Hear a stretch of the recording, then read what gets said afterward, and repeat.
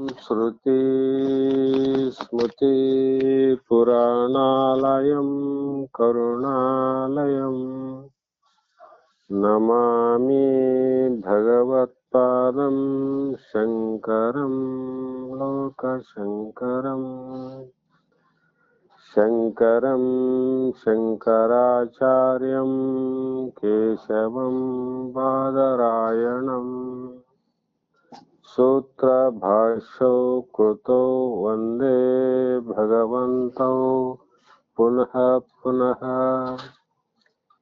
जगदादि जगद्गुरु सिद्धारूಢ महास्वामिಗಳ ಆರೂಢ ಜ್ಯೋತಿ ಶಿವಪುತ್ರ ಮಹಾಸ್ವಾಮಿಗಳ ಶ್ರೋತ್ರಿಯ ಬ್ರಹ್ಮನಿಷ್ಠ ಬ್ರಹ್ಮಲೀನ ಬಸವಾನಂದರ ಶ್ರೀ ಚರಣಗಳಿಗೂ ಅನಂತ ದೀರ್ಘ ದಂಡ ಪ್ರಣಾಮಗಳನ್ನು ಸಮರ್ಪಿಸುತ್ತ ಈ ದಿನ ಶ್ರೀ ಶಂಕರ ಭಗವತ್ಪಾದರು ರಚಿಸಿದ ವಿವೇಕ ಚೂಡಾಮಣಿ ಎನ್ನುವ ಗ್ರಂಥದ ಅಧ್ಯಾಸದ ನಿರಾಸ ಎನ್ನುವಂತ ವಿಷಯದ 278ನೆಯ ಶ್ಲೋಕ ಹೌದಲ್ಲಮ್ಮ, ಇಂದಿನ ಆಧಾರದ ವಿಷಯವಾಗಿದ್ದು, ಯಾವ ಈ ಭ್ರಾಂತಿಗೆ ಕಾರಣವಾಗಿರುವಂತ 3 ಗುಣಗಳು, ಒಂದನೆಯದು ತಮೋ, ಎರಡನೆಯದು ರಜಸ್ಸು, ಮೂರನೆಯದು ಸತ್ವ ಅಂತ. ಈ ಸತ್ವ ಗುಣದಿಂದ ಈ ತಮೋ ಗುಣ ರಜೋಗುಣದ ವಾಸನೆಗಳನ್ನ ನಿವೃತ್ತಿ ಮಾಡಿಕೊಂಡು ಶುದ್ಧವಾದ ತತ್ವವನ್ನ ನಾವು ಹಿಡಿದುಕೊಂಡು ನಮ್ಮಲ್ಲಿ ಉಂಟಾಗಿರುವ ಭ್ರಾಂತಿಯನ್ನ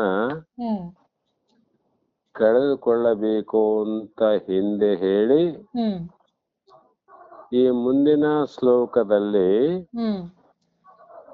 ಪ್ರಾರಬ್ಧಂ ಪುಷ್ಯತಿ ವಪೂರಿತಿ ನಿಶ್ಚಿತ ನಿಶ್ಚಲ ಧೈರ್ಯಮಾಲಂಬ್ಯ ಯತ್ನೇನ ಸ್ವ ಅಧ್ಯಾಸ ಅಪನಯನಂ ಕುರು ಅಂತ ಇಲ್ಲಿ ಬಹಳಷ್ಟು ವಿಚಾರವನ್ನ ಹೇಳ್ತಾರಮ್ಮ. ಯಾಕೆಂದರೆ ಈ ದೇಹದ ಮೇಲಿನ ಅಧ್ಯಾಸವನ್ನ, ಪ್ರಪಂಚದ ಮೇಲೆ ತೋರುವಂತ ಆನಂದದ ಭ್ರಾಂತಿಯನ್ನ ಇವು ಕಳೆದುಕೊಳ್ಳಬೇಕು ಅಂದ್ರೆ ನಾವು ಮತ್ತೊಂದು ಕಡೆ ನಿಶ್ಚಯವಾದ ಅನುಭವವನ್ನ ಮಾಡಿಕೊಳ್ಳಬೇಕು. ಹೇಗೆ ಅಂದ್ರೆ ಪ್ರಾರಬ್ಧಂ ವಪು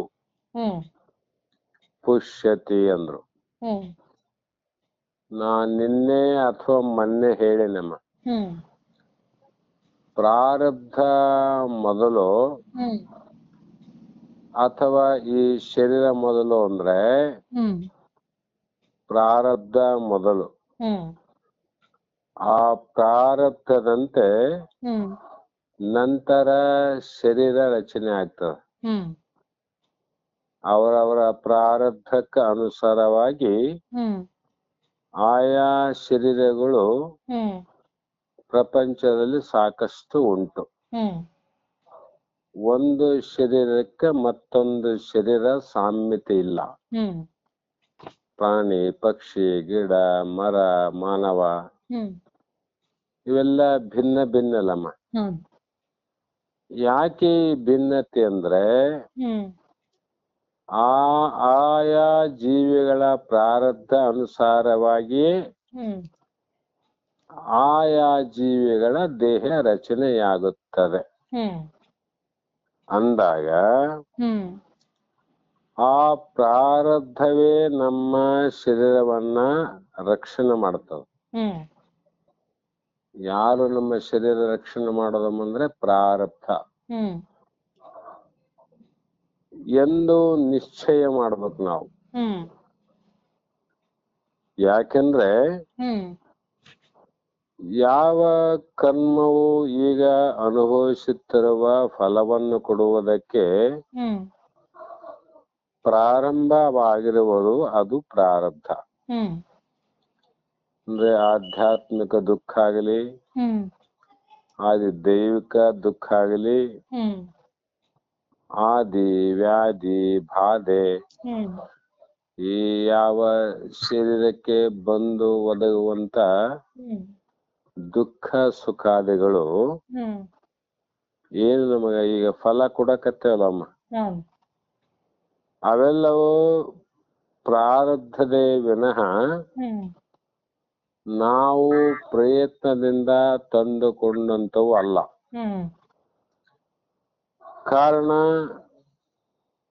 ಕರ್ಮಜನ್ಯ ಶರೀರ ಅಂತ ಒಪ್ಪಿಕೊಂಡ ಮೇಲೆ ನಮ್ಮ ಕರ್ಮಕ್ಕೆ ಅನುಸಾರವಾಗಿ ಆ ಕರ್ಮದಿಂದ ಏನು ಬರಬೇಕು ಏನು ಬರಬಾರದು ಅನ್ನುವುದನ್ನ ನಿಶ್ಚಯ ಮಾಡುವುದು ಪ್ರಾರಬ್ಧ. ಅದಕ್ಕಾಗಿ ನಾವು ಸುಖ ಬರ್ಲಿ ಅಂದ್ರೆ ದುಃಖ ಬರ್ತದ, ದುಃಖ ಬರ್ಲಿ ಅಂದ್ರೆ ಸುಖ ಬರ್ತದ. ಸುಖ ದುಃಖ ಅನ್ನುವಂತೂ ನಮ್ಮ ಕೈಯಲ್ಲಿಲ್ಲ. ಮತ್ತೆ ಅವೆಲ್ಲ ಬರ್ತಾ ಇದಾವಲ್ಲಮ್ಮ, ಯಾರಿಂದ ಬರ್ತಾವಂದ್ರೆ ಪ್ರಾರಬ್ಧದಿಂದ. ಆ ಪ್ರಾರಬ್ಧ ಎಲ್ಲಿಯವರೆಗೂ ಇದೆ ಅಲ್ಲಿವರೆಗೂ ಈ ಶರೀರವನ್ನ ರಕ್ಷಣೆ ಮಾಡುವುದು ಪ್ರಾರಬ್ಧದ ಕೈಯಲ್ಲಿ ಅದ. ಯಾರ ಕೈಯಲ್ಲಮ್ಮ? ಪ್ರಾರಬ್ಧದ ಕೈಯಲ್ಲಿ. ನಾವು ಎಷ್ಟೋ ರಕ್ಷಣೆ ಮಾಡಿ ಇರಬೇಕಂದ್ರೆ ಇರೋದಿಲ್ಲ.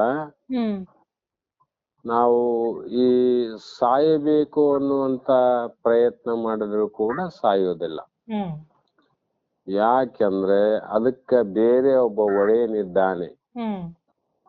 ರಕ್ಷಣೆ ಮಾಡುವುದು, ಪೋಷಿಸುವುದು, ಅದನ್ನ ಬದುಕಿಸುವುದು, ಅದೆಲ್ಲವನ್ನ ನೋಡಿಕೊಳ್ಳುವ ಜವಾಬ್ದಾರಿ ಯಾರ್ದು ಅಂದ್ರೆ ಪ್ರಾರಬ್ಧ. ಹಾಗಾಗಿ ಇಂಥದ್ದನ್ನ ಯಾರಿಂದಲೂ ಮತ್ತೆ ಆವುದರಿಂದಲೂ ಇದನ್ನ ಪರಿಹಾರ ಮಾಡಿಕೊಳ್ಳಲಿಕ್ಕೆ ಸಾಧ್ಯವೇ ಇಲ್ಲ. ಯಾಕೆ ಇಲ್ಲ ಅಂದ್ರೆ ಹುಟ್ಟಿಸಿದ ತಂದೆ ತಾಯಿಗಳ ಕೈಯಲ್ಲಿ ಪ್ರಾರಬ್ಧ ಇಲ್ಲ, ಬಂಧು ಬಳಗದವರ ಕೈಯಲ್ಲಿ ಪ್ರಾರಬ್ಧ ಇಲ್ಲ, ಸ್ವತಃ ದೇಹವನ್ನ ಧರಿಸಿ ಬಂದಂತ ಯಾವ ಮನ ಬುದ್ಧಿ ಚಿತ್ತದ ಬುದ್ಧಿಯಲ್ಲಿ ಕೂಡ ಈ ಪ್ರಾರಬ್ಧವನ್ನ ನಾಶ ಮಾಡುವ ಸಾಮರ್ಥ್ಯ ಇಲ್ಲ. ಹಾಗಾಗಿ ಇದು ಯಾರಿಂದಲೂ ಸಾಧ್ಯವಿಲ್ಲ. ಮತ್ತೆ ಹೇಗೆ ಇದು ನಾಶ ಆಗೋದಂದ್ರೆ ಅನುಭವಿಸಿಯೇ ತೀರಿಸಬೇಕಾಗುತ್ತದೆ.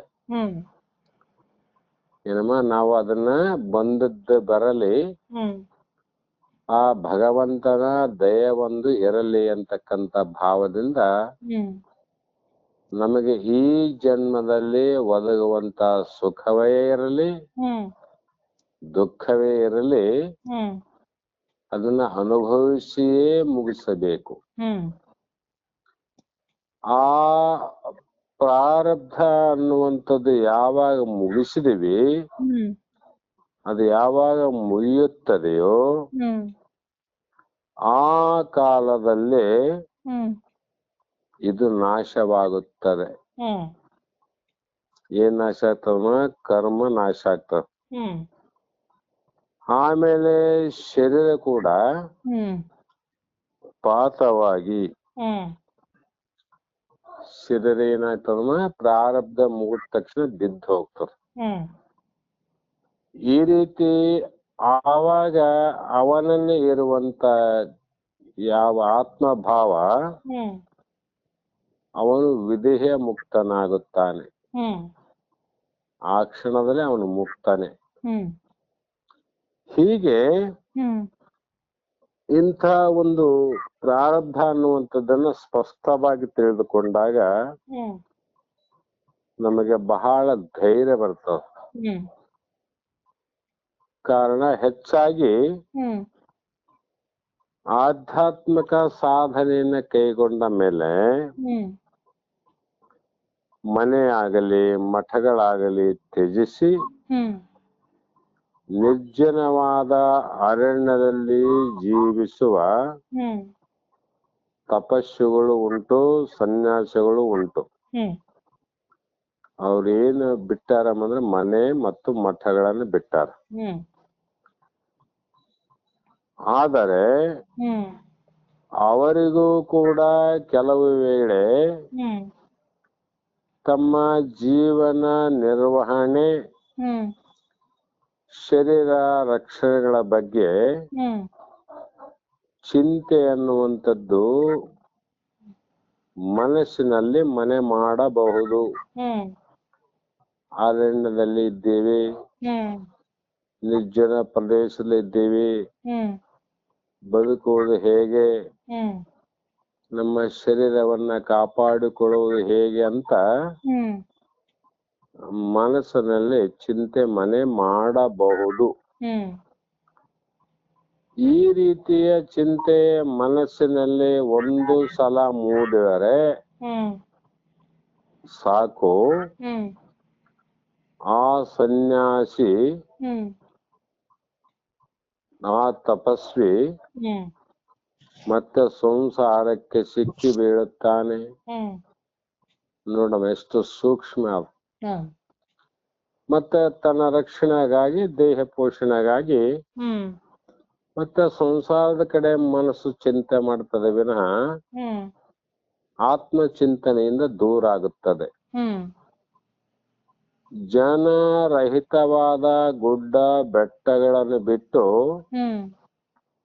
ವ್ಯವಹಾರಗಳಲ್ಲಿ ತೊಡಗಿ ಜನಭರಿತ ನಗರಗಳಲ್ಲಿ ಇದ್ದಿದ್ದರೆ ನಮ್ಗೆ ಒಳ್ಳೇದಾಗ್ತಿತ್ತು, ಇಲ್ಲಿಗೆ ಬರಬಾರ್ದಾಗಿತ್ತು ಅಂತ ಮನಸ್ಸಿನಲ್ಲಿ ಅವ್ರಿಗೆ ಅನಿಸ್ತಾವ. ಹೌದಲ್ಲಮ್ಮ? ನಮ್ ಸಂಸಾರಕರಿಗೆ ಏನ್ ಅನಿಸ್ತದ? ಈ ಮನೆ, ಹೆಂಡ್ರು, ಮಕ್ಕಳು, ಗಂಡ, ಸತಿ, ಬಂಧು ಬಳಗ, ಈ ಎಲ್ಲಾ ಜಂಜಾಟವನ್ನು ಬಿಟ್ಟು ನಾವು ಕಾಡಿಗೆ ಅಥವಾ ಬೆಟ್ಟಕ್ಕೆ ಹೋದ್ರೆ ಚೆನ್ನಾಗಿತ್ತು ಅಂತ ನಮ್ಗೆ ಅನಿಸ್ತದ. ಆದ್ರೆ ಶಾಸ್ತ್ರಗಳ ದೃಷ್ಟಿಯಿಂದ ವಿಚಾರ ಮಾಡಿದಾಗ ಪ್ರಾರಬ್ಧವನ್ನ ನಿಶ್ಚಯ ಮಾಡೋದು ಆಗದಿದ್ದಂತ ವ್ಯಕ್ತಿಗೆ ಮನೆ ಮಠ ಬಿಟ್ಟು ಹೋಗಿದ್ದರೂ ಕೂಡ ಮನೆ ಮಠಗಳನ್ನ ಬಿಟ್ಟು ಪಟ್ಟಣದಲ್ಲಿ ನಾನು ಇದ್ದರೆ ಚೆನ್ನಾಗತಿತ್ತು ಅಂತ ಅವ್ರ ಯೋಚನೆ ಬರ್ತದ.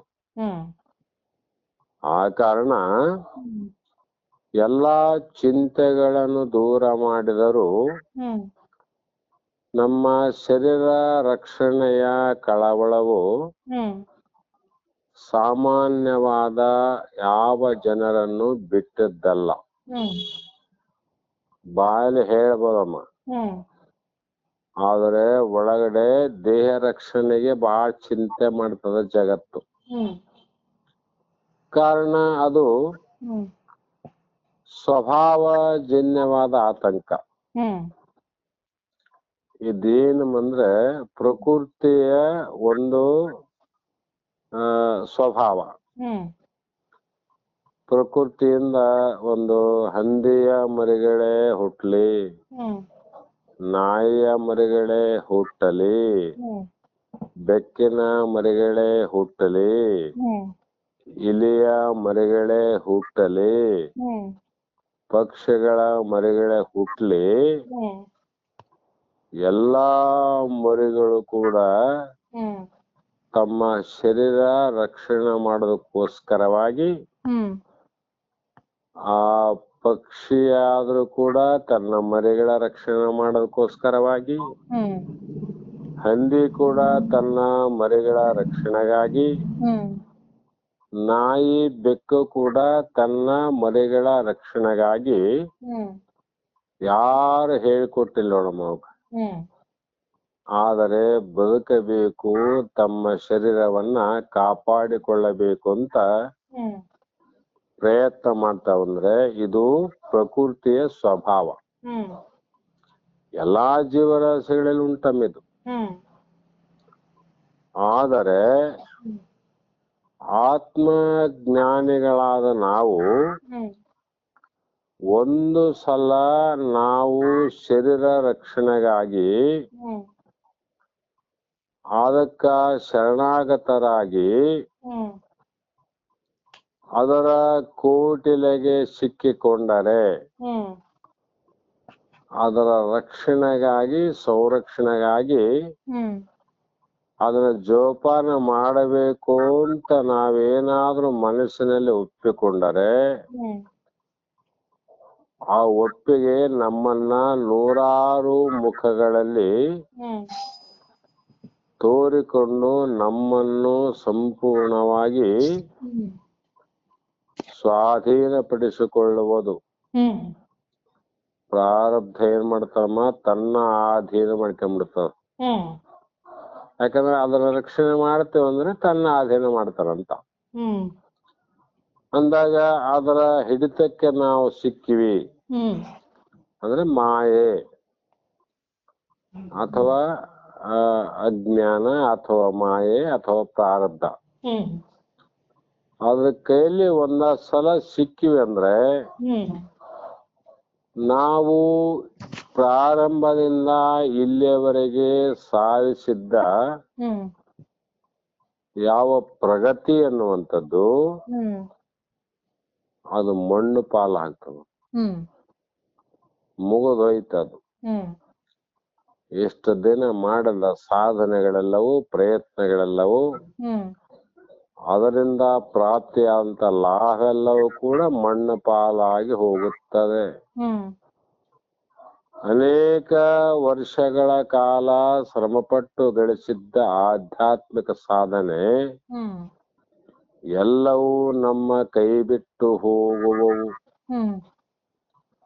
ಅಲ್ಲಿಂದ ಮುಂದೆ ನಮಗೆ ಮತ್ತೆ ಪತನ ಅಂದ್ರೆ ಮೊದಲು ಯಾವ ಜಾಗದಲ್ಲಿದ್ದೀವಿ, ದುಃಖದಲ್ಲಿದ್ದೀವಿ, ಆ ಆನಂದವನ್ನ ಸಾಧಿಸಿ ಆನಂದದಿಂದ ಮತ್ತೆ ದುಃಖದ ಕಡೆಗೆ ಜಾರಿ ಬೀಳುತ್ತೇವೆ.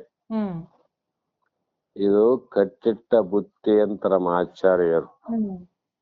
ಅದಕ್ಕೆ ಪ್ರಾರಬ್ಧಂ ಪುಷ್ಯತಿ ಅಪುರಿತಿ ನಿಶ್ಚಿತ ನಿಶ್ಚಲ. ಕಾರಣ ಈ ದೇಹ ಅನ್ನುವಂಥದ್ದು ಸದ್ಯದಲ್ಲಿ ಏನು ಆಗಿದೆಯೋ, ತೋರುತ್ತದೆಯೋ, ಆಗಿದೆ ನೋಡಮ್ಮ. ಈಗ ದೇಹ ಆಗ್ಬಿಟ್ಟವೀಗ. ಒಂದು ಹೂವುಗಳ ಹಾಗ್ಯವ, ಹೂಗಳ ರೂಪ ಬೇರೆ ಬೇರೆ, ವಾಸನೆ ಬೇರೆ ಬೇರೆ, ಅಲಂಕಾರ ಆಕಾರ ಬೇರೆ ಬೇರೆ. ಅದೇ ಪ್ರಕಾರ ಆಗಿ ನಾವು ಮಾನವರಾಗಿ ಹುಟ್ಟಿದ್ರು ಕೂಡ ನಮ್ಮ ಹೂವು ಒಂದೇ ಜಾತಿ ಆದ್ರೂ ಕೂಡ ಅವುಗಳ ಭಿನ್ನತೆ ಆದ, ಒಂದು ಹೂವಿಗಿದ್ದ ಭಿನ್ನತೆ ಇನ್ನೊಂದು ಹೂವಿಗೆ ಭಿನ್ನತೆ ಆದ. ಎಲ್ಲರೂ ಮಾನವರಾಗಿ ತೋರಿದ್ರು ಕೂಡ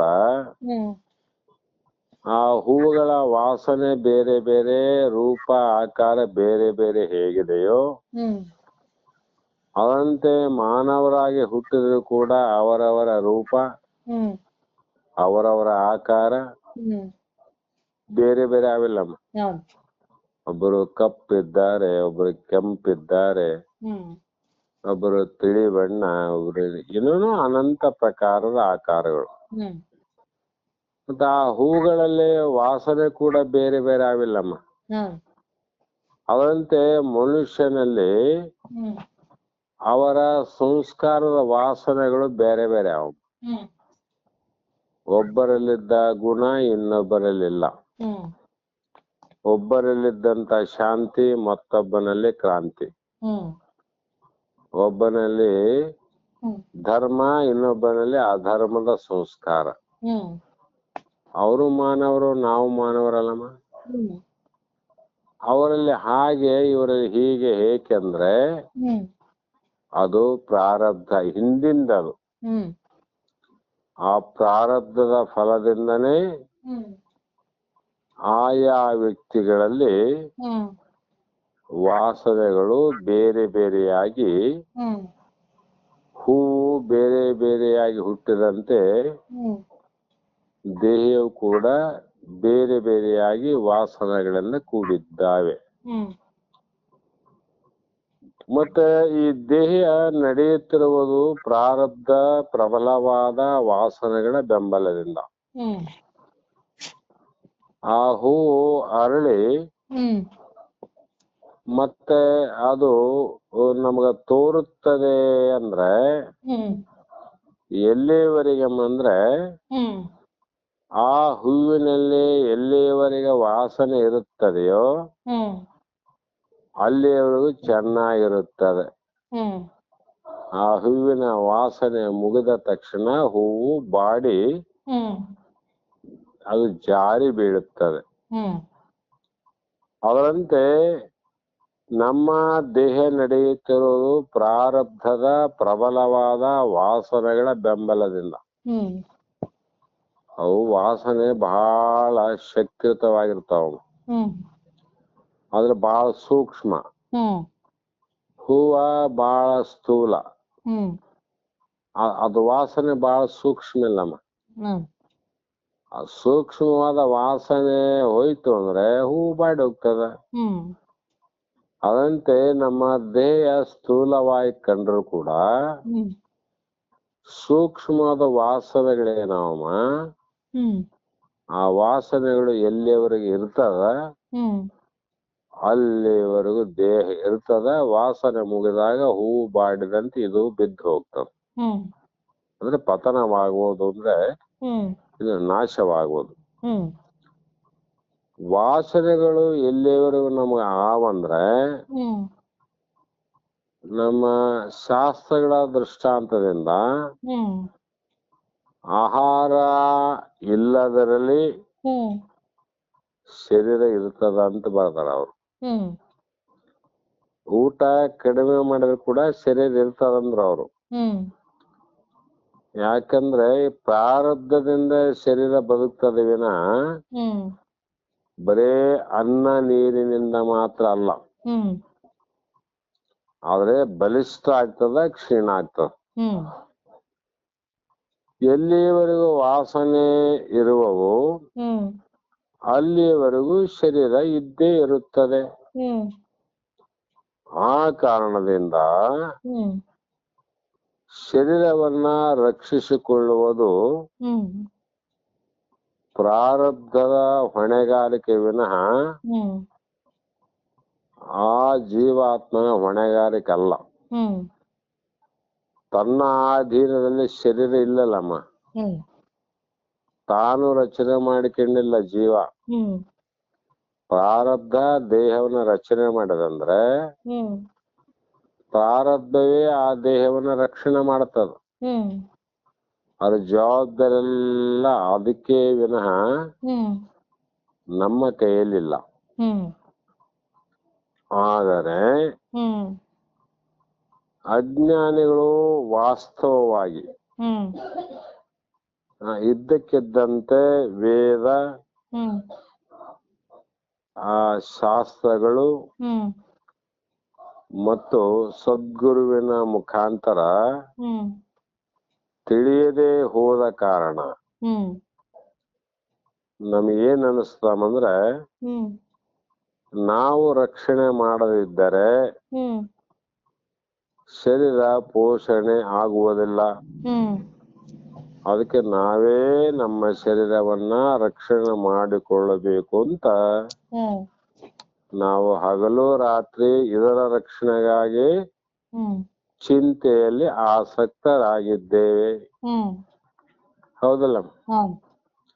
ಅದಕ್ಕಾಗಿ ಕ್ಷಣ ಹೊತ್ತು ಕೂಡ ಕಳೆಯದೆ ಚಡಪಡಿಸುತ್ತೇವೆ.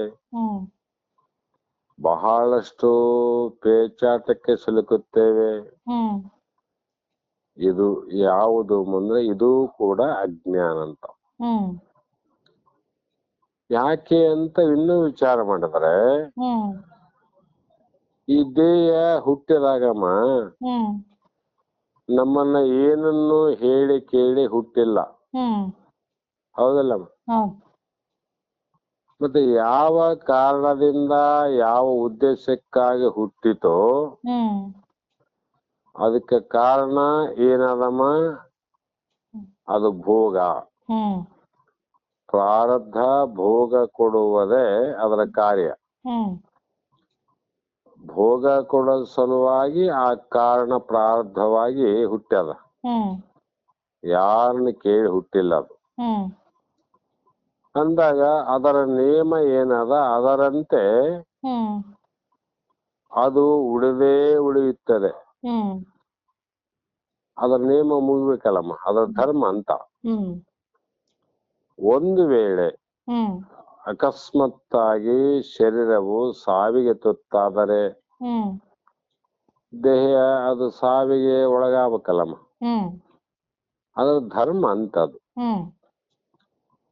ಮತ್ತ ಅಂಥ ಪ್ರಾರಬ್ಧದಿಂದ ಹುಟ್ಟಿದಂತ ರಚನೆಯಾದಂತ ದೇಹ ಪ್ರಾರಬ್ಧ ವಾಸನೆಗಳು ಇರುವವರೆಗೂ ದೇಹ ಇರುತ್ತದೆ.